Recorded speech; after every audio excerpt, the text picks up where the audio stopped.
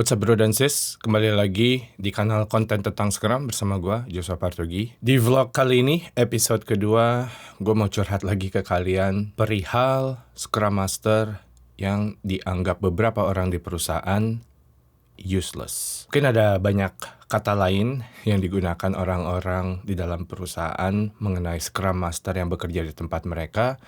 Tapi secara umum yang gue dapatkan, beberapa orang di perusahaan menganggap Scrum Master ini useless. Jadi gue baru aja balik dari Jakarta beberapa minggu yang lalu. Dan waktu gue di Jakarta, gue mendengar beberapa orang, baik itu product owner, anggota tim dev, manager, pimpinan perusahaan, mereka hampir mengatakan hal yang sama mengenai Scrum Master yang saat ini bekerja di perusahaan mereka. Yaitu tidak ada gunanya. Ada atau tidak ada Scrum Master, rasanya tidak ada bedanya. Bahkan beberapa orang menganggap Scrum Master mereka useless. Di vlog kali ini, gue akan share beberapa poin yang bisa dilakukan oleh perusahaan untuk meminimalisir Scrum Master yang useless end up atau bekerja di perusahaan mereka. Menurut gue pribadi, perusahaan punya andil yang sangat penting untuk menghindari terjadinya atau masuknya atau munculnya Scrum Master yang useless di dalam perusahaan mereka. Harapan gue ketika mayoritas perusahaan yang menggunakan Scrum melakukan poin-poin yang ada di dalam catatan gue ini, secara umum kita bisa mengurangi atau meminimalisir munculnya Scrum Master yang useless di industri. Menurut gue pribadi, perusahaan memiliki andil yang sangat penting untuk mengurangi Scrum Master yang useless beredar di job market. Kalau kita mau lihat Scrum Master yang useless ini terjadi akibat ekspektasi dan persepsi orang-orang atau pimpinan di perusahaan. Kalau kita perbaiki persepsi dan ekspektasi tersebut, harapannya jumlah Scrum Master yang useless bisa minim. Oke bro dan sis, kita akan mulai dengan persepsi. Persepsi orang-orang di dalam perusahaan, terutama decision maker, baik itu manajer ataupun pimpinan perusahaan, mengenai Scrum Master. Persepsi salah yang pertama yang sering gue lihat mengenai Scrum Master adalah kalau Scrum Master ini hanya peran yang bekerja di level tim. Dan akibat persepsi tersebut, banyak Scrum Master yang perilakunya jadinya seperti seorang sekretaris pribadinya tim. Karena mereka cuman diberikan ruang lingkup bekerja di level tim. Mindset orang-orang di dalam perusahaan, terutama pimpinan perusahaan atau manajer-manajer di dalam perusahaan, itu bukan mempersempit atau mengkerdilkan ruang lingkup kerjanya si Scrum Master, tapi justru mereka harus memperluas ruang lingkup kerjanya Scrum Master agar dampak yang bisa dibawa oleh Scrum Master bisa lebih luas. Ketika ruang lingkupnya Scrum Master ini dipersempit, ya jangan heran kalau Scrum Masternya tidak banyak bisa berbuat apapun di dalam perusahaan. Jangan heran kalau Scrum Master di perusahaan tidak bisa membawa dampak ke skala yang lebih besar di perusahaan. Kalau kita baca sendiri di Scrum Guide, Scrum Master sebenarnya bukan hanya bekerja di level tim saja. Bahkan si Scrum Master ini punya tanggung jawab untuk bekerja di level organisasi. Ada beberapa bullet point di Scrum Guide yang menjabarkan tugas Scrum Master di level perusahaan.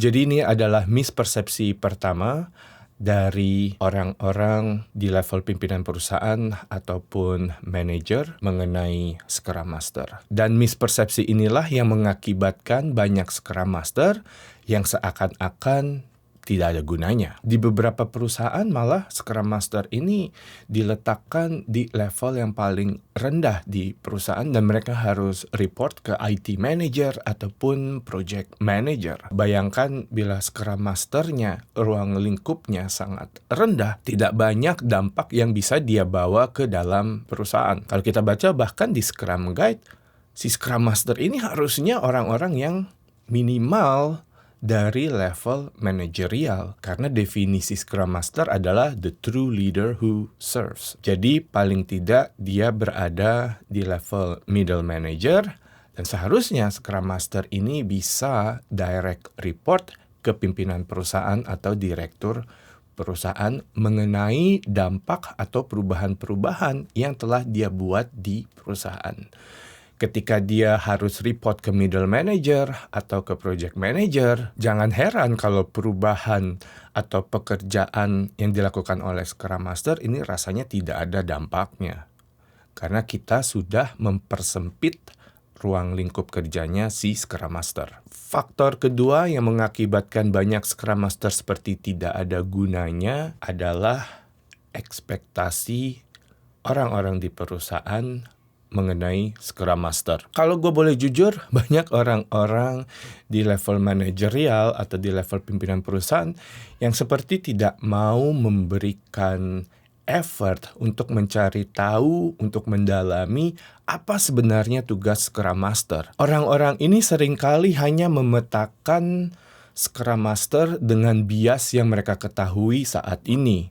Yang paling umum mereka memetakan Scrum Master ke Project Manager atau Scrum Master ke Technical Leader yang memberikan solusi teknis kepada tim. Jadi ketika orang-orang ini memiliki ekspektasi seperti itu ke Scrum Masternya, si Scrum Masternya juga memiliki perilaku seperti Project Manager atau seperti Technical Leader. Dan seringkali komplainnya datang dari tim yang merasa Scrum Master ini useless karena mereka tidak melihat ada bedanya antara Scrum dengan metode lama yang mereka gunakan seperti waterfall gitu.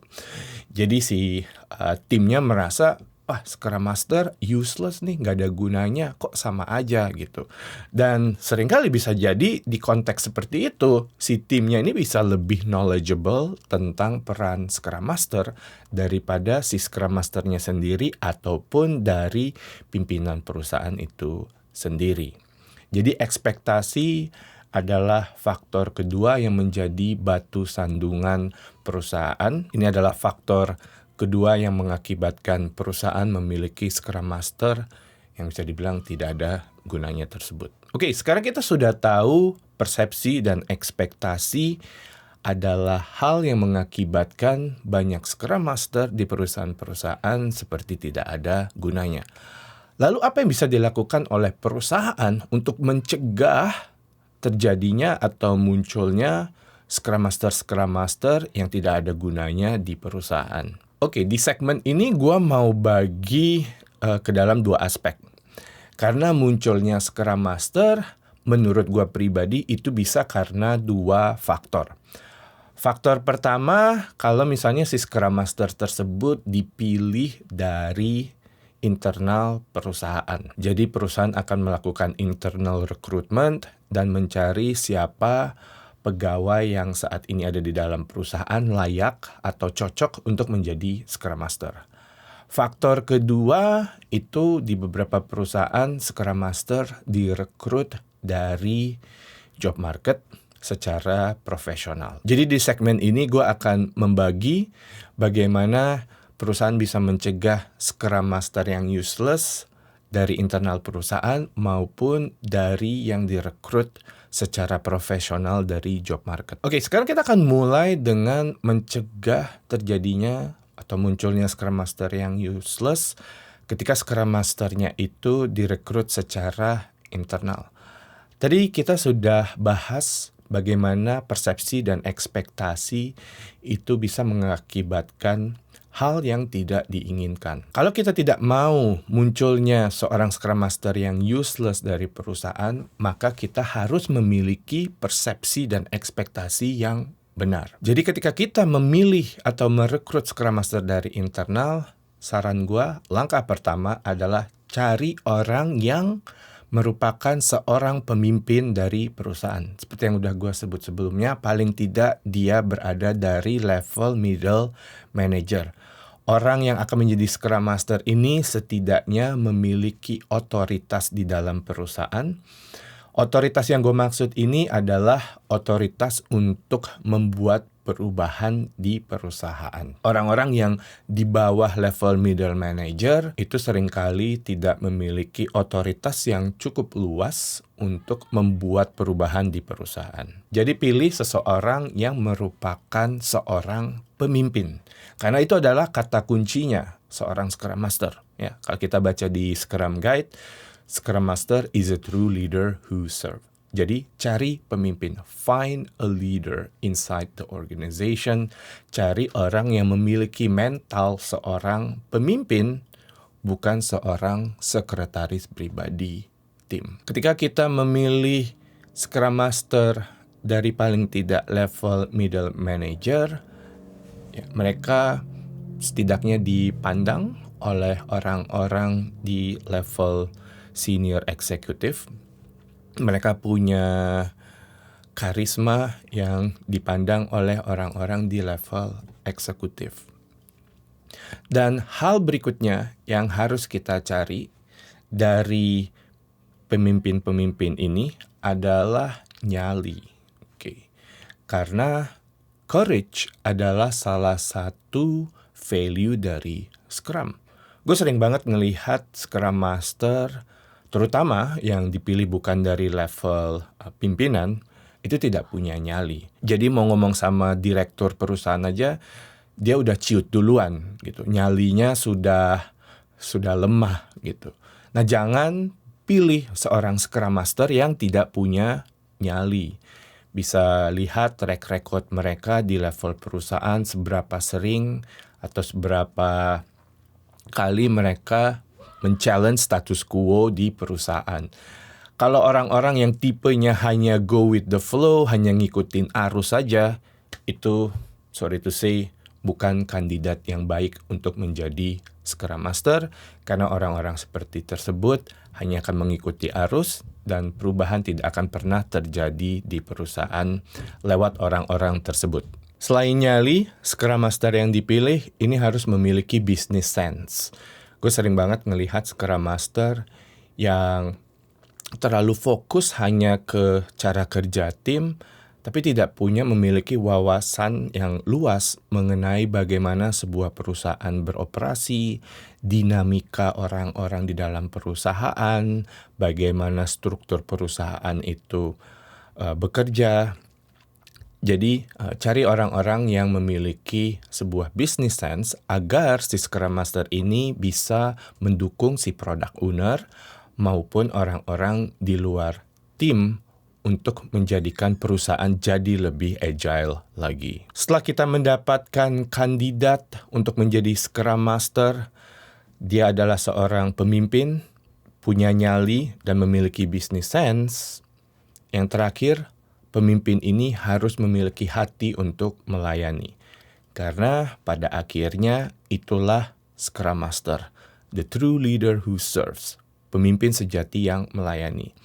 Katakan kita sudah memfilter, kita sudah memiliki banyak kandidat, kita memiliki pemimpin-pemimpin yang kita mau pilih untuk jadi Scrum Master.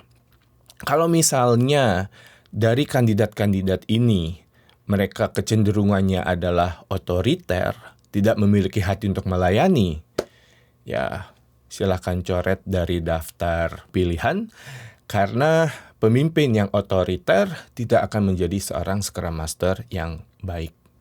Jadi Scrum Master exist untuk melayani orang-orang di dalam perusahaan agar perusahaan tentunya menjadi lebih baik lagi dari kemarin. Jadi cari pemimpin yang memiliki hati untuk melayani. Oke, katakan kita sudah memiliki shortlist orang-orang untuk menjadi Scrum Master, pemimpin yang memiliki nyali, memiliki business sense, dan memiliki hati untuk melayani. Selanjutnya adalah menurut gua, kirim orang-orang ini ke pelatihan tentang Scrum Master yang bisa dihandalkan dan bisa dipercaya dari trainer yang memiliki kredibilitas di job market. Kenapa ini penting? Karena kalau kita mau Scrum Master kita membawa dampak, ya si Scrum Master ini harus mendapatkan pengetahuan yang tepat dari guru yang memiliki kredibilitas di job market. Gue sering banget ngelihat banyak Scrum Master yang quote-unquote pengetahuannya tentang Scrum, pemahamannya bahkan tentang cara kerja Scrum Master ini bisa dibilang ngawur, ya karena mereka dapat ilmu dari trainer atau guru yang ngawur atau hanya memperkuat bias para pimpinan di perusahaan. Banyak sekali ya gue temukan di market itu trainer-trainer atau konsultan yang cuman mapping Scrum Master ke Project Manager. Jadi akhirnya ketika dia dapetin informasi tersebut, dia bawa ke perusahaannya, ya si Scrum Masternya tidak membawa perubahan, ya mereka bekerja sama seperti dulu lagi, jadi seperti seorang Project Manager. Jadi kirimkan orang yang sudah di shortlist ini ke pelatihan tentang Scrum Master yang bisa dipercaya, agar mereka juga bisa membawa dampak ke dalam perusahaan. Dan ketika kita mengirim orang-orang ini ke pelatihan tentang Scrum Master, ingat fokusnya bukan rubber stamping dengan sertifikasi. Fokus untuk meningkatkan kapabilitas orang-orang yang akan dikirim ini dengan pengetahuan, dengan keahlian yang dibutuhkan agar bisa menjadi seorang Scrum Master yang efektif di dalam perusahaan. Jadi ingat, fokusnya bukan untuk rubber stamping dengan sertifikasi, tapi peningkatan kapabilitas. Setelah orang-orang ini dikirimkan ke pelatihan yang memiliki kredibilitas dari trainer atau dari guru yang memiliki kredibilitas, langkah selanjutnya adalah pimpinan perusahaan atau manajer-manajer di dalam perusahaan harus memiliki hati yang terbuka, harus humble untuk mendengarkan ilmu yang sudah didapatkan oleh Scrum Master yang dikirim ke training ini. Seringkali gue menemukan si Scrum Masternya setelah ikut training, dia share tentang apa yang dia dapatkan di training, si pimpinan perusahaan atau manajer-manajer di perusahaan malah bilang, itu kan cuma teori. Di sini nggak seperti itu. Ada penolakan, ada defensiveness, ada justifikasi. Tidak ada humility, tidak ada kerendahan hati. Ya akhirnya si Scrum Master yang udah dikirim ini, ya tidak bisa berbuat apa-apa lagi karena pimpinan-pimpinan di level perusahaan itu bisa dikatakan tidak memiliki pikiran dan hati yang terbuka gitu. Malah merendahkan si Scrum Master yang baru ikut training itu dengan mengatakan, itu cuma teori. Tahu apa kamu? Selama 30 tahun saya menjalankan perusahaan, tidak perlu tuh melakukan hal seperti yang kamu baru share tadi. Oke.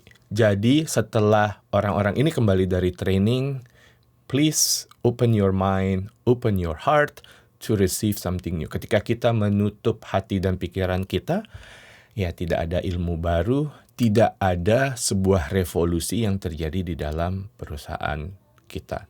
Dan seringkali ini adalah penyebab Scrum Master useless itu berkembang di dalam perusahaan. Karena pimpinan-pimpinan perusahaan, manajer-manajernya juga tidak memiliki kerendahan hati dan tidak memiliki pikiran yang terbuka. Oke, itu gue baru share bagaimana kita bisa mencegah terjadinya Scrum Master yang hampir tidak ada gunanya kalau Scrum Masternya dipilih dari internal perusahaan. Sekarang kita akan masuk ke faktor kedua, yaitu bagaimana kita bisa mencegah Scrum Master yang useless ketika Scrum Masternya ini direkrut secara profesional dari job market. Nah, untuk aspek ini, gue bisa bilang, bisa dikatakan kita bisa mencegah mulai dari interviewnya. Jadi katakan sudah ada beberapa Scrum Master yang bisa dipercaya, yang handal di dalam perusahaan, libatkan mereka untuk melakukan interview Scrum Master ini. Kalau tidak ada, paling tidak kalau misalnya rekan-rekan adalah recruiter, saya akan kasih tips berupa pertanyaan-pertanyaan yang seharusnya ditanyakan kepada kandidat Scrum Master pada saat interview. Pada saat interview, atau bahkan bisa dibilang sebelum memfilter atau sebelum men-shortlist kandidat-kandidat ini, saran gue, ini mungkin step 0 sebelum kita masuk ke interview, yaitu jangan fokus ke sertifikasi. Oke, so ini adalah trap ya. Banyak perusahaan, banyak recruiter yang mereka hanya fokus ke sertifikasi. Oke, mereka shortlist, cari Scrum Master mana yang memiliki sertifikasi. Gue harus bilang, tidak semua orang yang memiliki sertifikasi Scrum Master merupakan Scrum Master yang baik. Banyak sekali trennya sekarang beredar di masyarakat. Mereka hanya sekedar ingin mendapatkan sertifikasi Scrum Master sebagai legitimasi saja, sekedar label saja, sekedar untuk personal branding, supaya mereka mudah mendapatkan pekerjaan di pasar, tapi sebenarnya mereka tetap menggunakan Scrum seperti manajemen proyek. Mereka masih memiliki persepsi atau mental seorang manajer proyek. Oke, makanya jangan hanya fokus ke sertifikasi atau label certified saja. Dan bisa dikatakan untuk mendapatkan sertifikasi Scrum Master sebenarnya tidak sulit. Banyak juga gue temukan kandidat-kandidat di job market yang tahu jawab soal tapi tidak tahu praktek atau bagaimana menjadi seorang Scrum Master dalam konteks berorganisasi. Jadi makanya jangan fokus ke label certified atau jangan fokus ke sertifikasi saja. Nah, katakan kita sudah men-shortlist. Ketika interview, yang paling penting menurut gua adalah menanyakan ke kandidat ini mengenai pengalaman dan portfolio mereka membawa perubahan di level perusahaan. Ya, kalau kita mau mendapatkan seorang Scrum Master yang awesome, yang dapat membawa dampak, ya kita mau tahu portfolio mereka, pengalaman mereka membawa perubahan di level perusahaan. Nah, pada saat interview, gue sering sekali menemukan kandidat yang memberikan justifikasi atau alasan-alasan kenapa mereka tidak bisa membawa perubahan di perusahaan sebelumnya, baik itu karena policy di dalam perusahaan, atau karena tipe perusahaannya yang birokratis, atau bahkan pimpinan perusahaannya yang mereka katakan otoriter, sehingga mereka tidak bisa membawa perubahan di perusahaan di mana mereka bekerja sebelumnya. Nah, dari sini kita bisa lihat kalau misalnya kandidat tersebut tidak bisa membawa perubahan dengan apapun yang dia miliki pada saat itu di perusahaan dia bekerja sebelumnya, bagaimana kita bisa tahu kandidat ini akan membawa perubahan di perusahaan yang mereka akan bekerja saat ini atau perusahaan kita. Oke, jadi tanya track record si kandidat ini dalam membawa perubahan di perusahaan sebelumnya. Dari situ kita bisa lihat apakah perubahan yang dia bawa hanya bersifat kosmetik atau mekanik di level tim, atau sudah sampai menyentuh pihak-pihak, katakan di level HRD, atau di level direktur perusahaan, Scrum Master yang awesome, yang berani untuk men-challenge status quo, dia akan berani untuk keluar tim, membawa dampak keluar dari tim Scrum. Setelah si kandidat ini menjelaskan perubahan yang mereka bawa atau influence yang mereka bawa keluar tim, selanjutnya tanyakan apa perasaan orang-orang setelah mereka membawa perubahan tersebut. Dan tanyakan apakah ada resistensi di dalam perusahaan. Menurut gue pribadi, resistensi adalah hal yang lumrah, hal yang normal dialami seorang Scrum Master. Kalau misalnya si Scrum Masternya itu tidak pernah mengalami resistensi, ya kita patut waspada. Bisa jadi si Scrum Masternya ya memang tidak melakukan pekerjaan apapun. Gitu. Makanya dia tidak pernah mendapat resistensi. Kalau misalnya si kandidat tersebut mendapatkan resistensi, kita bisa tanya seberapa lama periode tersebut sampai pada akhirnya orang-orang di dalam perusahaan mau menerima atau setidaknya mau mencoba mempraktekkan Scrum sesuai apa yang ada di Scrum Guide.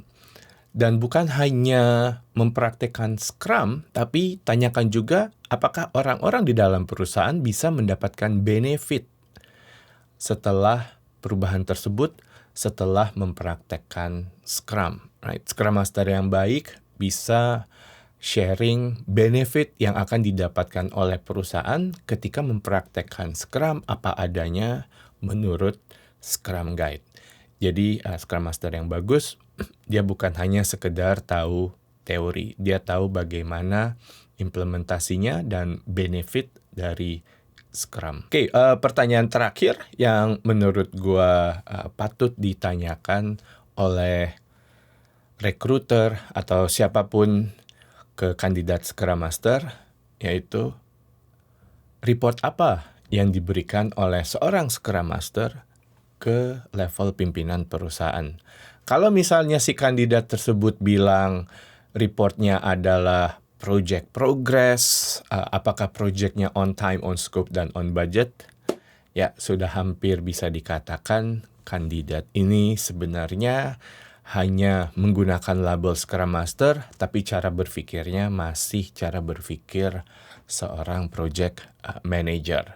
Ya, gua nggak akan spoil, gua nggak akan kasih kunci jawabannya di episode kali ini, karena siapapun kalian, kalau kalian mendengarkan vlog kali ini, seharusnya kalian tahu report apa yang seharusnya diberikan oleh Scrum Master ke level pimpinan perusahaan. Kalau nggak bisa jawab, ya sorry to say, kemungkinan besar bukan Scrum Master yang efektif. Setelah kita melakukan due diligence tersebut, setelah kita sudah memfilter, memberikan pertanyaan interview, yang terakhir yang menurut gua juga penting adalah tanyakan ke kandidat tersebut siapa guru mereka, siapa mentor mereka, dan apakah guru atau mentor tersebut memiliki referensi yang bisa dihubungi oleh kita. Bisa saja mentornya itu adalah seseorang yang dulu pernah mereka kerja bareng di perusahaan atau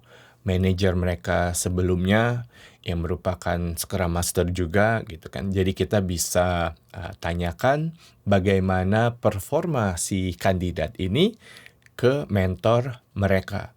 Menurut gue ini penting menanyakan siapa mentor mereka, sama seperti poin yang sebelumnya gue sampaikan. Kalau misalnya kita mau mendapatkan seorang Scrum Master yang membawa benefit, yang membawa dampak ke perusahaan, ya kita juga mau tahu ajaran apa yang dia dapatkan. Sama seperti misalnya dalam ilmu bela diri atau ilmu agama, biasanya kita menanyakan siapa guru mereka, gitu kan. Apakah ajaran yang diajarkan oleh guru-guru ini baik dan benar, atau jangan-jangan ajarannya quote-unquote sesat, gitu kan.